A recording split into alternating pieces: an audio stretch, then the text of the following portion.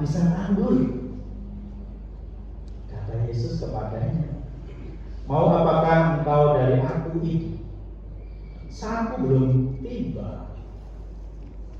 Ibu Yesus berkata kepada pelayan-pelayan, apa yang dikatakannya kepadamu, lakukanlah itu. Di situ ada 6 tempayan yang disediakan untuk pembasuhan menurut adat orang Yahudi. Masing-masing isinya 80 atau 120 liter. Yesus berkata kepada pelayan-pelayan itu, isilah tempayan-tempayan itu penuh dengan air. Mereka pun mengisinya sampai penuh. Sesudah itu kata Yesus kepada mereka, sekarang cedoklah dan bawalah kepada pemimpin pesta. Lalu mereka memulai. Pemimpin pesta itu pun mencicipi air yang telah menjadi anggur itu. Ia tidak tahu dari mana datangnya, tetapi pelayan-pelayan yang mencedok air itu mengetahuinya. Setelah itu ia memanggil mempelai laki-laki itu dan berkata kepadanya, setiap orang yang mengidamkan anggur yang baik dahulu, dan sesudah orang puas minum, barulah orang yang kurang baik. Tetapi engkau menyimpan anggur yang baik sampai sekarang. Hal itu dilakukan Yesus di Kana di Galilea sebagai yang pertama dari tanda-tandanya, dan dengan itu ia telah menyatakan kemuliaannya dan murid-muridnya percaya kepadanya. Berbahagialah setiap kita yang membaca merenungkan firman Tuhan dalam kehidupan kita.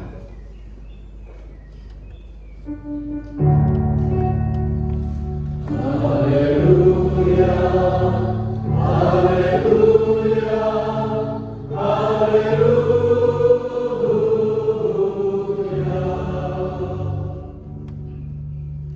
Shalom Bapak Ibu, selamat pagi. Saya melihat anggota jemaat yang di luar PKS Tanjung Karang cukup banyak. Ada yang dari Kota Bumi, Pak Nasir tadi ya. Ada yang dari Bandar Jaya, ada yang dari Bintang, dan lain sebagainya. Bapak Ibu dan Saudara, pertama saya mengucapkan prihatin dulu karena beberapa hari ini kita ada yang anggota jemaat yang kebanjiran. Air tetangga masuk ke rumah kita. Air tetangga, nggak sopan air tetangga itu masuk ke rumah kita. Gimana Pak? Silakan sudah selesai bersih-bersihnya? Aman. Beliau anggota jemaat juga. Bismillah, keluarga dari Bapak Bu Wiwi ya. Iya. Kemarin rumah keluarga ini kecil. Iya. Opung tinggal sendiri ya. Oh sama keluarga. Bapak Ibu, saya tidak berani sendiri. Saya mengajak kelompok PA Kana. Kebetulan namanya kelompok PA Kana. Nah ini ada keluarga Pak Mangalu, Pak Silaban, Pak Woro, dan keluarga saya. Ada Hengna ya, istri saya. Kalau pagi jadi radio, kami punya radio rusak. Tapi kalau nggak selesai jadi mama tirai yang menakutkan. Benar kalau udah punya anak. Kemudian, tapi kalau tanggal muda, baik hati ya, cantik sekali gitu. Jadi sangat lembut. Nah itu Bapak Ibu. Jadi saya harus mengajar beliau. Ya, itu Bapak Ibu anggota jemaat dari Tulang Bawang, kelompok PA Kana itu kelompok PA yang kecil. Seperti di sini di wilayah-wilayah kecil.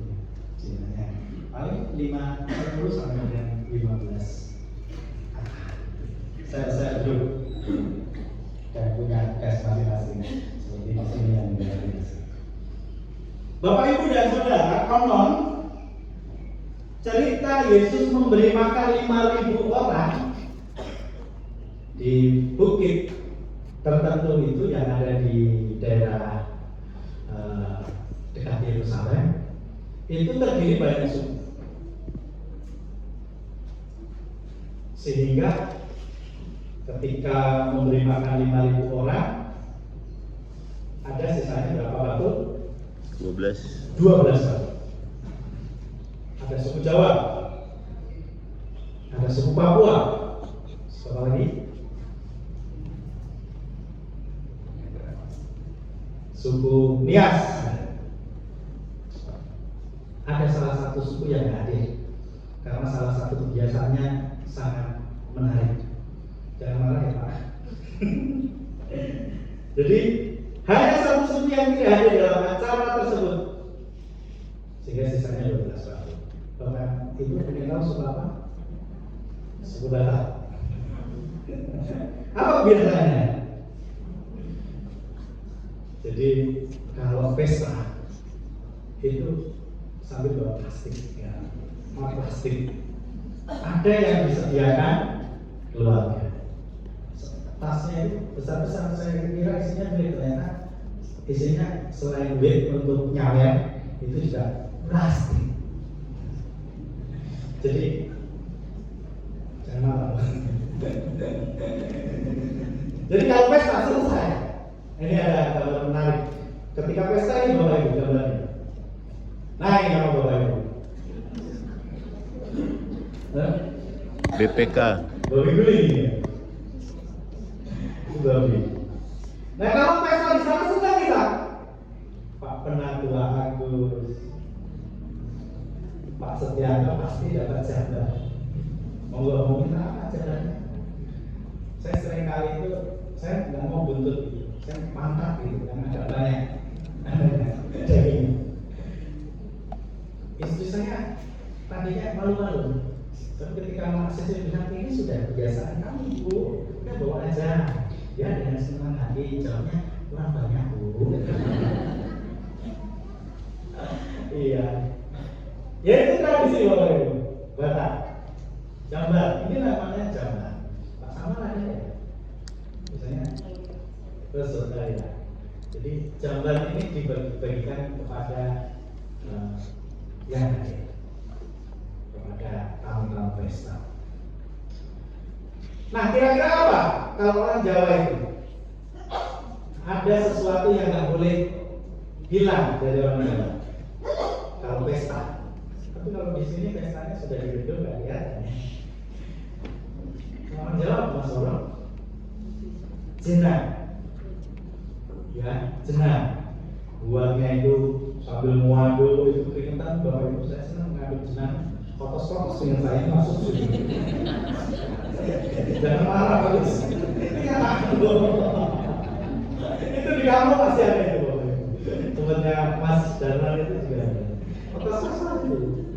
Jadi Pak Menasi itu masih ada buat jenang. Jenang itu dibagikan. Pokoknya semua yang datang hadir harus dapat jenang, walaupun sepotong. Ada kalau orang Batak juga lapet. Kemudian apa lagi? Ombus. Ombus. Kalau tadi kita nagasari, ya itu salah satu masakan khas Jawa.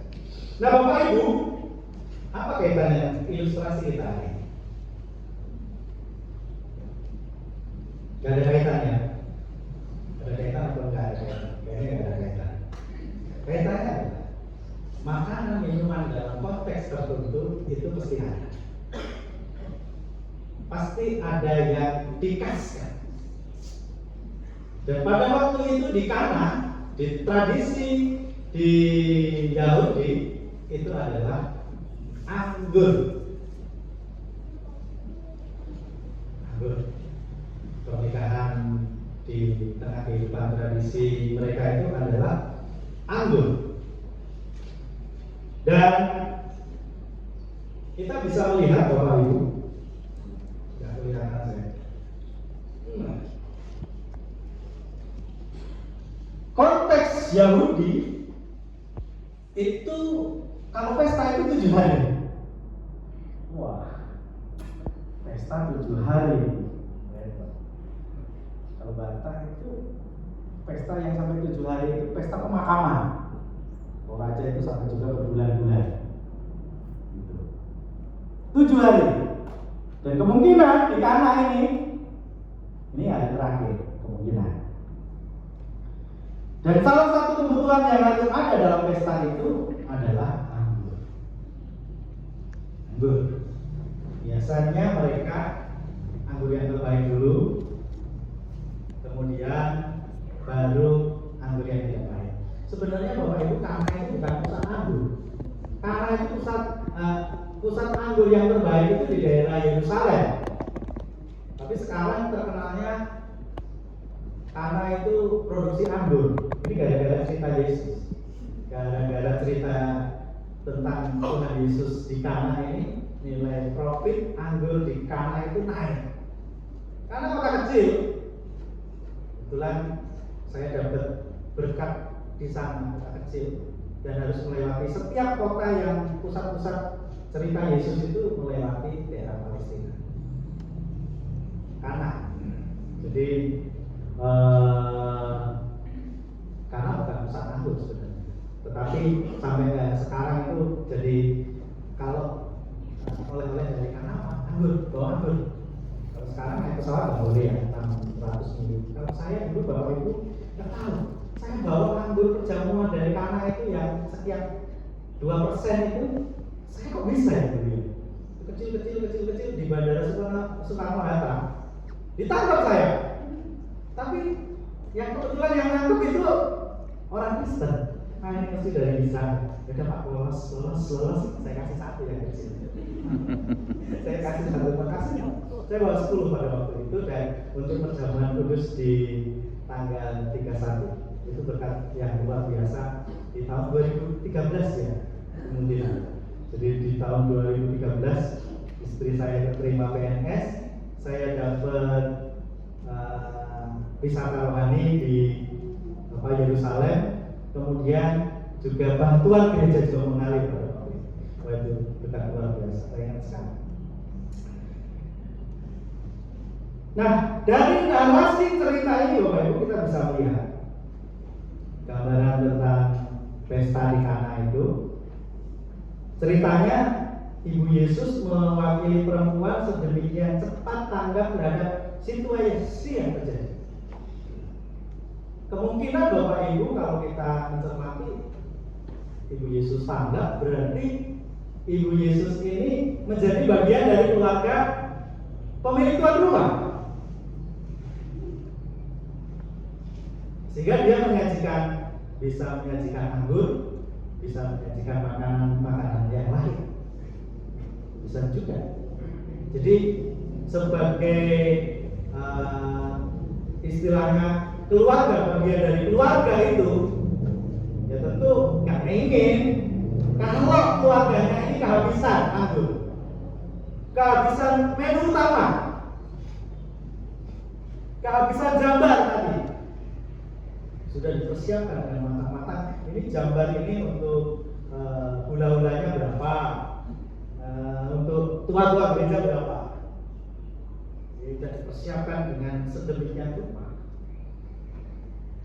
Itu Ibu Yesus, berarti Ibu Yesus merupakan bagian dari keluarga di Kana, keluarga yang pesta di Kana. Nah, tetapi apa yang terjadi ketika anggur habis? Deg-degan. Anggur habis. Mana ini? Kalau anggur habis, padahal ini pesta belum berakhir, nanti ada sorak-sorai dari yang lain, dari tamu undangan lain.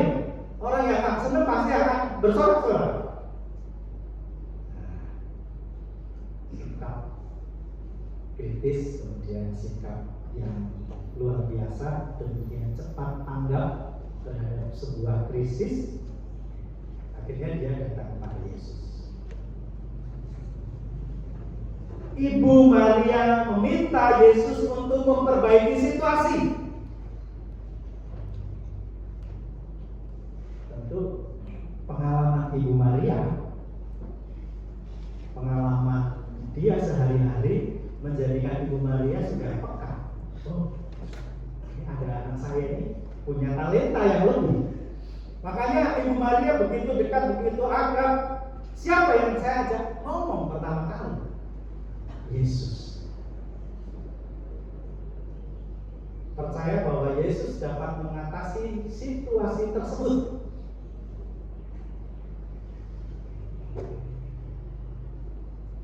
Dan padahal Bapak Ibu, untuk menyajikan kepada tamu seorang perempuan datang langsung berjumpa dengan para tamu itu tidak pantas. Tetapi Ibu Maria berani melawan tradisi. Dan permintaan dari Ibu Maria sangat beresiko. Apa yang dikatakan Yesus? Ketika Ibu Maria mengatakan, anggur mereka habis. Kita bisa bayangkan tergopoh-gopoh, anggur mereka habis. Jawab Yesus, saatnya belum tiba.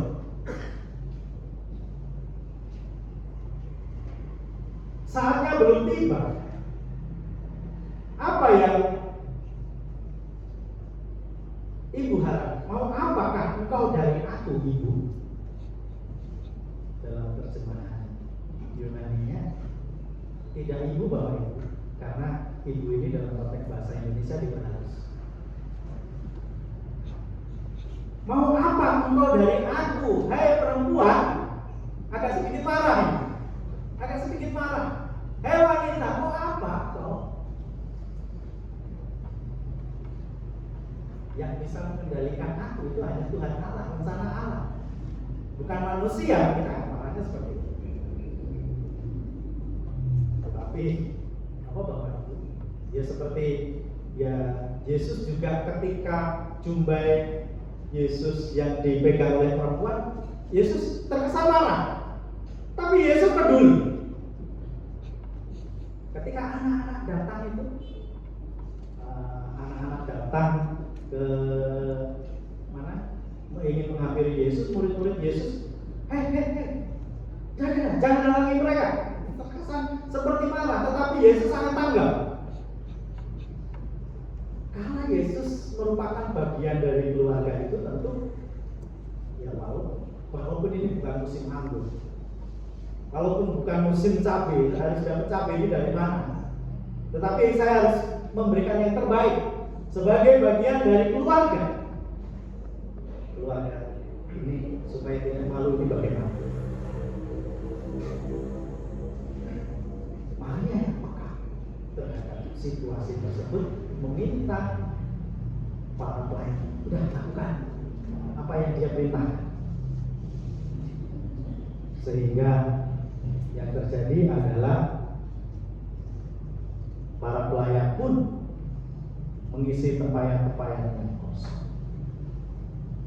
Bapak Ibu, tempayan-tempayan yang kosong yang isinya 120 liter itu dalam tradisi Yahudi, kalau pesta masuk itu di depan, gede-gede, gentong.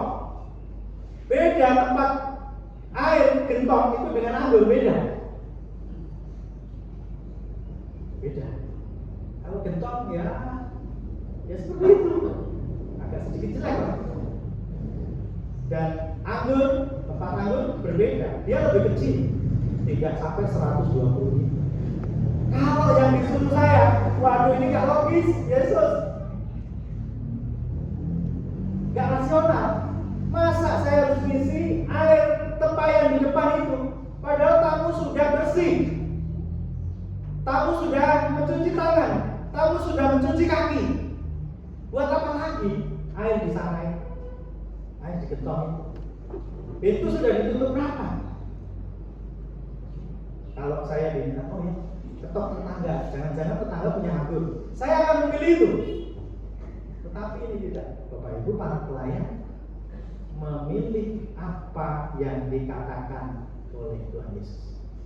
Mereka lakukan. Mereka mengerjakan bagian mereka karena mereka adalah pelayan. Nah, Bapak Ibu dan Saudara, Sekarang apa aplikasinya? Ini tafsiran kita. Sekarang apa aplikasinya dalam kehidupan kita? Bapak, Ibu, dan Saudara, ada 3 dari permulaan peristiwa Yesus yang menarik ini. 1, kita bisa belajar dari Maria, tokoh Maria.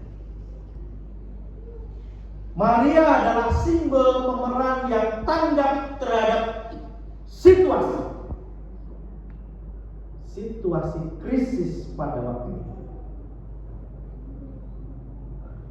Pesta bukanlah indikator tidak adanya krisis, semuanya cukup. Ternyata tidak. Krisis dapat melanda bahkan dalam situasi terbaik pun. Maria tidak hanya datang untuk menikmati pesta, tetapi juga sebagai orang yang memiliki kepekaan. Bagian dari keluarga itu, ia tahu akan ada ancaman dan bagaimana menghadapi krisis.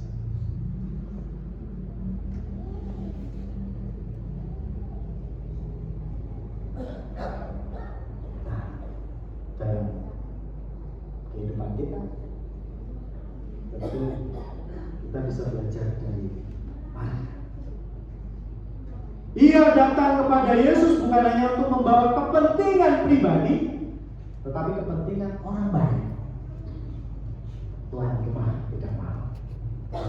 Dan yang hadir dalam pesta, mereka bisa senang, gembira, karena anggur adalah simbol kegembiraan.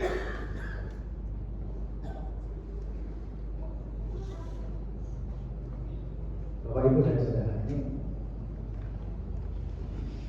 dalam gereja-gereja tertentu, kemarin saya diajak, Pak, aku jadi Katolik aja. Kenapa Romo mau ada orang dalam seperti Maria? Ya, tanggap situasi. Apa iya Romo ini? Iya. Kalau enggak ada orang dalam seperti Maria, seperti Yusuf, dia buka kayu, nanti kalau pintu kerajaan surga sudah tertutup, nanti buat kayu naik tangga, buka pintu sendiri, masuk. Orang dalam, enggak, Romo. Jadi kalau kami itu Bapak Ibu ada kerjasama antar gereja membangun relasi dengan kekatolikan, tidak ada soal. Saya jawab, Romo, gereja Katolik itu doanya hening. Kalau Tuhan dalam kita itu kalau waktu berdoa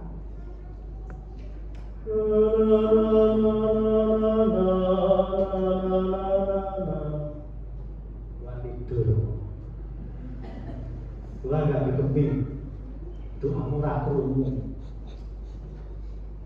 Tapi kalau orang Kristen doanya, Tuhan berilah kekuatan.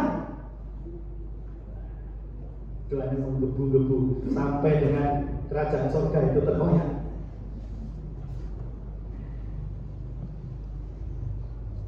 Bapak Ibu dan Saudara, ini hal yang menarik bagi kita.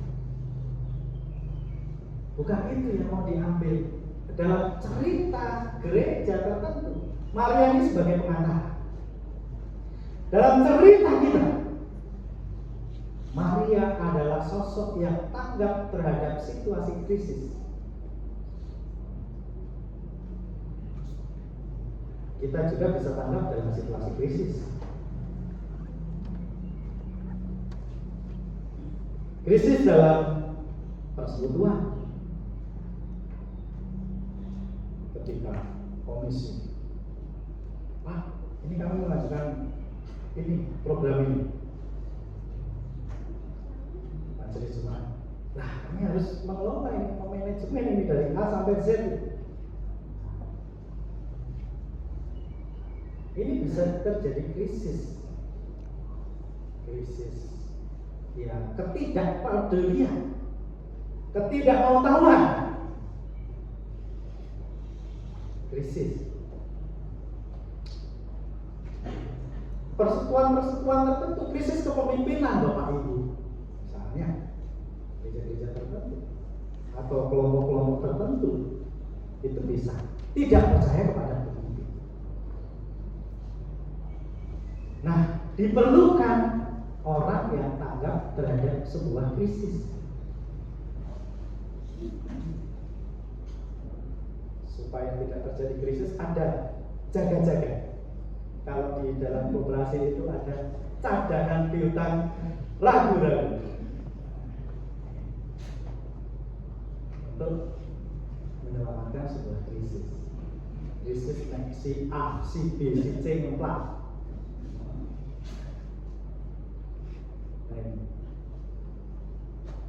Dalam dunia perkembangan teknologi, krisis dalam rumah tangga juga bisa terjadi. Dengan HP yang kemana-mana itu mudah ya Bapak Ibu. Misalnya ini beberapa minggu yang lalu ngumpul-ngumpul anak muda, pesan makanan. Udah, saya bilang masak nasi goreng aja, bareng-bareng kita masak. Oh enggak Pak, kita bisa pakai GoFood. Jadi ketergantungan GoFood. Harganya apa tak mahal? Enggak Pak, murah juga. Saya juga bingung, mereka yang antar itu dapat berapa ya? Karena harganya sama dengan yang kita beli, penjual yang kita beli itu sama. Saya juga bingung itu harganya dari mana.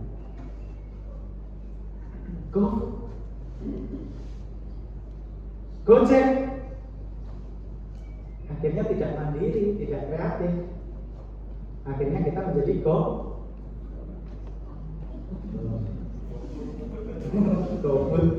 menjadi GoFood. Iya. Tapi bukan berarti saya ada ya Bapak Ibu memiring dalam arti punya pandangan yang negatif. Enggak. Artinya tanggap terhadap sebuah krisis itu bisa terjadi ketika kita tergantung pada sesuatu. Bisa. Ini kita menjadi GoFood. Bapak Ibu dan Saudara, kita yang kedua, kita membutuhkan Tuhan dalam kuasanya. Yesus hadir dan Ibu Maria hadir. Itu sebagai tamu undangan, tetapi juga sebagai orang yang punya pesta. Artinya, karena saya bagian dari keluarga, pesta ini adalah bagian dari saya.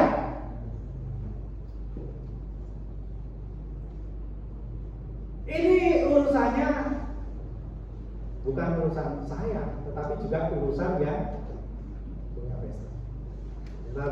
Misalnya contoh ketika kita menjadi panitia, kita kan ya, oh saya nggak tahu ya, saya bukan orang kan, padahal kita itu panitia dalam sebuah pesta.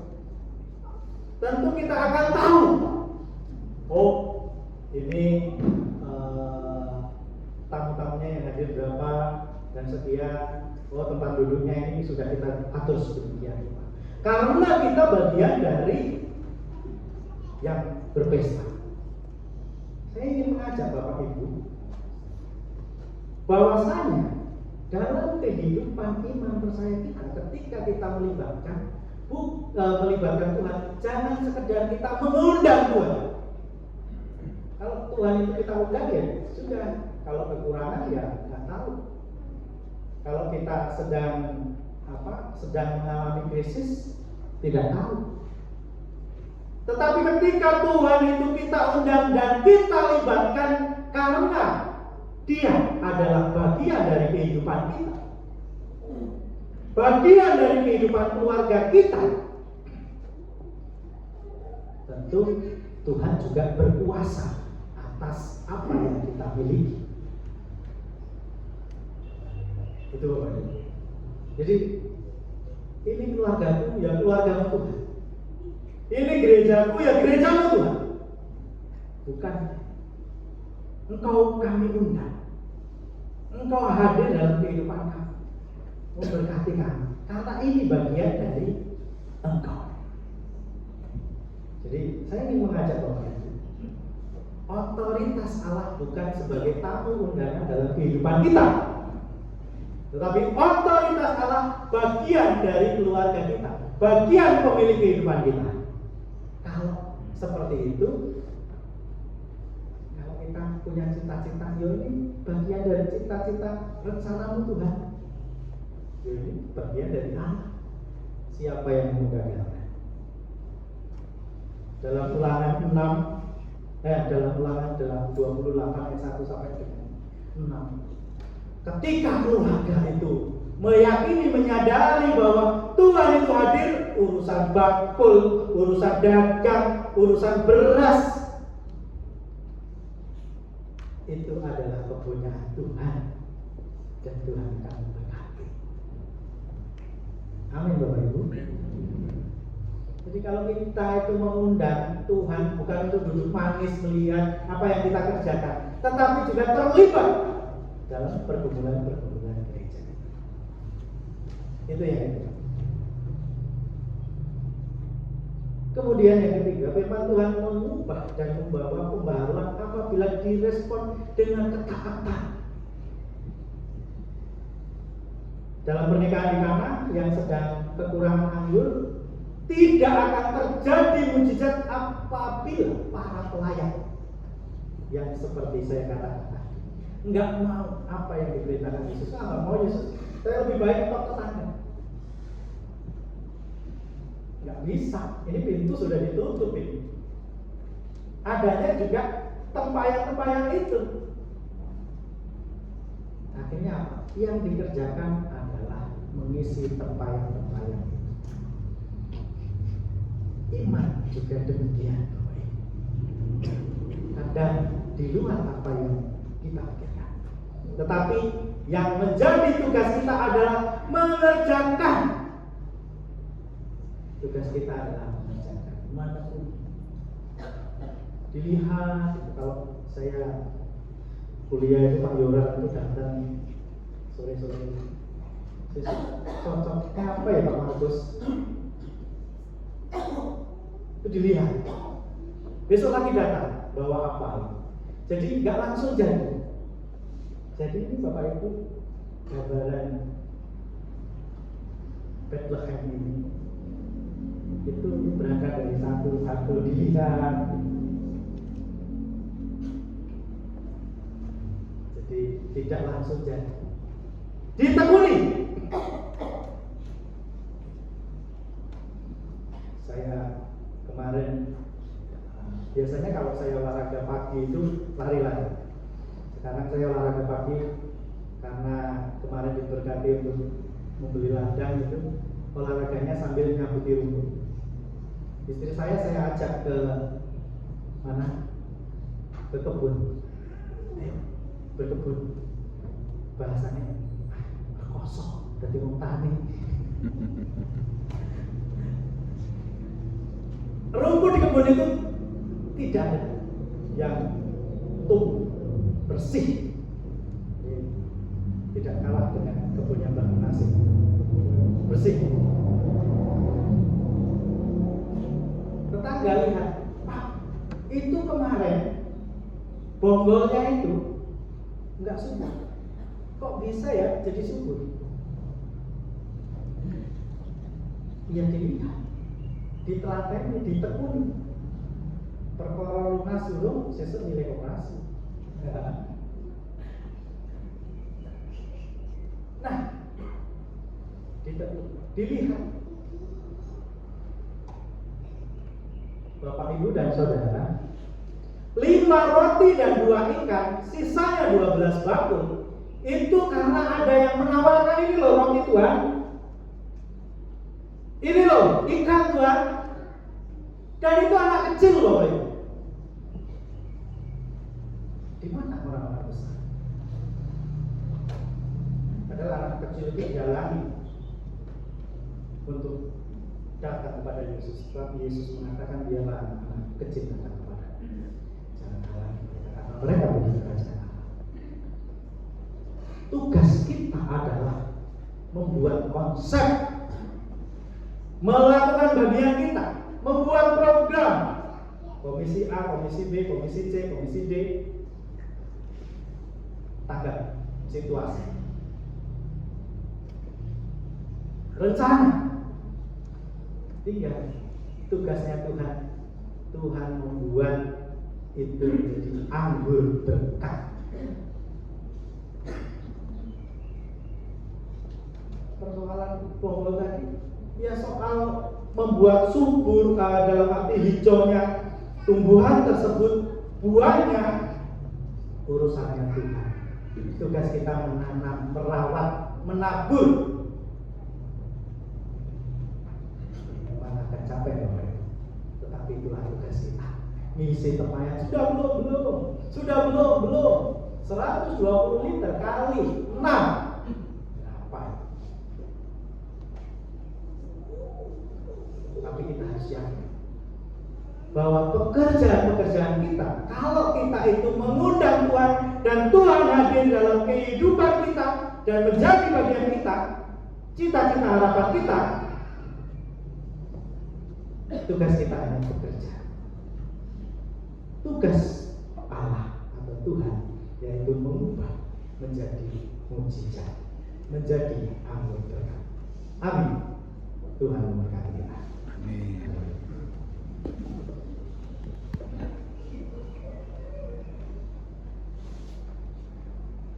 Saat dulu